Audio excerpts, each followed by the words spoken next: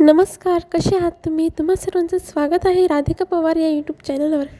आजच्या व्हिडिओमध्ये मी उसळ बनवण्याची रेसिपी तुमच्या सर्वांबरोबर शेअर करणार आहे. चला तर मग सुरुवात करूया आजच्या व्हिडिओला. सर्वप्रथम मी उसळ धुवून घेतलेली आहे. ती छान धुवून घ्यायची. त्यानंतर लसूण घ्यायचे. इथे मी लसूण या मिक्सरच्या भांड्यामध्ये टाकलेले आहेत. त्यानंतर आल्याचे तुकडे घ्यायचे. त्यानंतर कांदा घ्यायचा. इथे मी कांदा घेतलेला आहे आणि त्यानंतर टोमॅटो घ्यायचा आहे आणि याची मस्त छान अशी पेस्ट तयार करून घ्यायची आहे. तुम्ही आता बघू शकता मी याची छान अशी पेस्ट तयार करून घेतलेली आहे.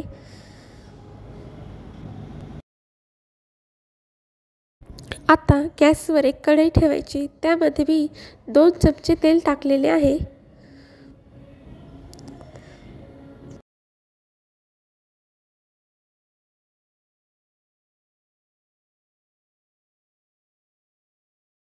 अशा पद्धतीने माझे तेल टाकून झालेले आहेत. आता त्यामध्ये 1 चम्मच मोहरी, 1 चमचे जिरे आणि थोडासा कढीपत्ता टाकलेला आहे मी.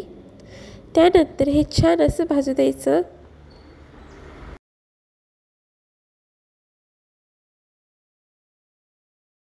त्याचबरोबर मी एकीकडे हे भातसुद्धा ठेवलेला आहे कुकरमध्ये. त्यानंतर यामध्ये आपली पेस्ट टाकून घ्यायची. अशा पद्धतीने सर्व पेस्ट कढईमध्ये टाकून झाल्यानंतर ती छान अशी भाजू द्यायची. थोड्या वेळानंतर त्यामध्ये सर्व मसाले टाकायचे. इथे मी सर्वप्रथम ही लाल मिरची टाकलेली आहे.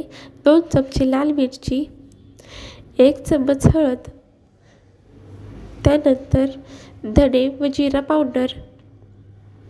त्यानंतर यामध्ये थोडासा मसाला टाकलेला आहे मी. हा माझा घरचा मसाला आहे. त्यानंतर हे छानपैकी मिक्स करून घ्यायचं आहे.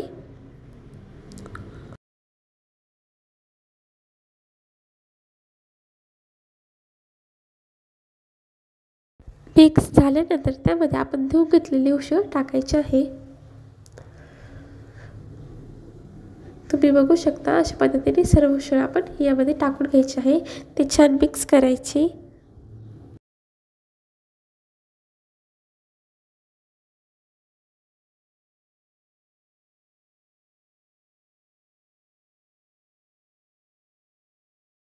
सर्व एकजीव केल्यानंतर त्यामध्ये मी पाणी टाकलेलं आहे. मी इथे 2 ते 3 ग्लास पाणी टाकलेलं आहे.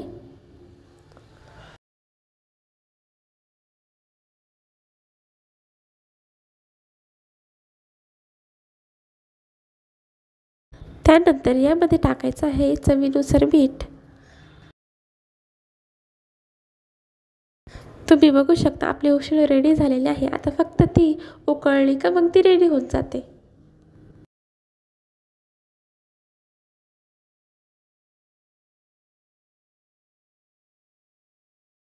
तुम्ही बघू शकता आपली उसळ ही उकळलेली आहे, म्हणजेच ती रेडी झालेली आहे. आणि त्याचबरोबर एका साईडला मी उसळ ठेवलेली आहे आणि एकीकडे मी भाकरीसुद्धा करत आहे.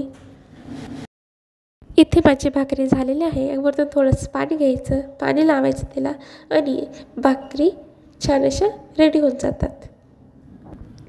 मी भाकरी थोड्याशा वेगळ्या पद्धतीने करते, लाटून करते, कारण की मला थापून भाकरी येते नाही. त्यामुळे मी लाटून करते.